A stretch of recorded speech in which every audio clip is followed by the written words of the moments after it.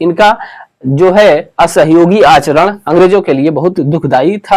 अंग्रेज चाहते थे किसी भी तरीके से कांग्रेस के माध्यम से अन्य भारतीय दल जो है समझ जाए और हमारा सहयोग करें। हाँ दोस्तों, अब दूसरा कारण क्या था? चीनी राष्ट्रपति चांग काई शेक का प्रभाव। चीन का जो राष्ट्रपति था वह भी ये चाहता था कि भारत, हमारा जो पड़ोसी मुल्क है भारत, वह भी स्वतंत्र होए और स्वतंत्र रूप से अपनी सत्ता स्वयं संभाले, अंग्रेजों के अधीन न रहे।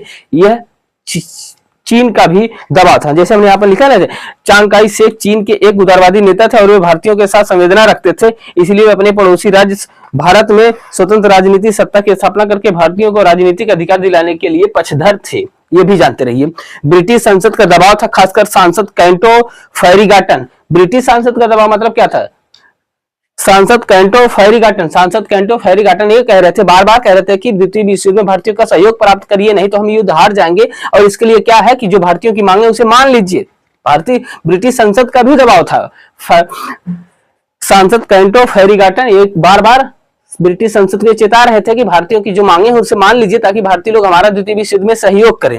है दोस्तों, ब्रिटिश संसद का भी दबाव था। जापानी संकट, हमने आपको बताया ना, दक्षिण पूर्व एशिया को जापान पूरी तरीके से जीत रहा था। दक्षिण पूर्व एशिया को जापान पूरी तरीके से जीत रहा था। दूसरे विश्व युद्ध में जापान, जर्मनी और इटली तीव्र गति से आगे बढ़ रहे थे। जापान तो सिंगापुर, इंडोनेशिया, मलाया तथा अंडमान निकोबार द्वीप पर अधिकार कर चुका था।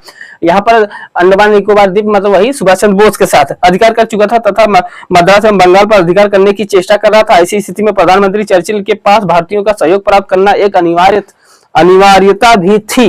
यानी इस क्रिप्स मिशन को बनाने में कहीं ना कहीं चर्चिल का भी योगदान था, क्योंकि चर्चिल ही उस समय कहाँ का प्रधानमंत्री था? ब्रिटेन का। हाँ दोस्तों, अब आइए, अमेरिकी राष्ट्रपति रूजवेल्ट का दबाव था। 1941 में एक अटलांटिक चार्टर की तहत एक संधि होती है जिसे अटलांटिक चार्टर कहा जाता है। उसमें यह भी कहा गया था कि द्वितीय विश्व युद्ध के बाद उसमें क्या कहा गया था? देखिए दोस्तों, ब्रिटिश प्रधानमंत्री विंस्टन चर्चिल एवं यूएसए के राष्ट्रपति रूजवेल्ट ने 1941 में अटलांटिक चार्टर पर हस्ताक्षर किया था। इसलिए राष्ट्रपति रूजवेल्ट चर्चिल पर लगातार दबाव डाल रहे थे कि आप भारत पर अटलांटिक चार्टर क्यों नहीं लागू कर रहे हैं। इस एक्ट के अनुसार युद्ध समाप्त होने पर प्रत्येक देश से साम्राज्यिक सत्ता समाप्त होगी तथा प्रत्येक राज्य अपनी इच्छा अनुसार अपनी सरकार चलाने के लिए स्वतंत्र होंगे। यानी रूजवेल्ट जो यूएसए अमेरिका के राष्ट्रपति थे, वो अटलांटिक चार्टर लागू करने की बात भारतीयों को कह रहे थे कि आप उनसे कहिए कि द्वितीय विश्व युद्ध जैसे ही समाप्त होगा उसके बाद हम आपको सत्ता पूरी तरीके से सौंप देंगे और सौंप करके यहां से चले जाएंगे। यह अटलांटिक चार्टर नियम आप भारतीयों पर क्यों नहीं लागू करते हैं? यह भी दबाव था दोस्तों।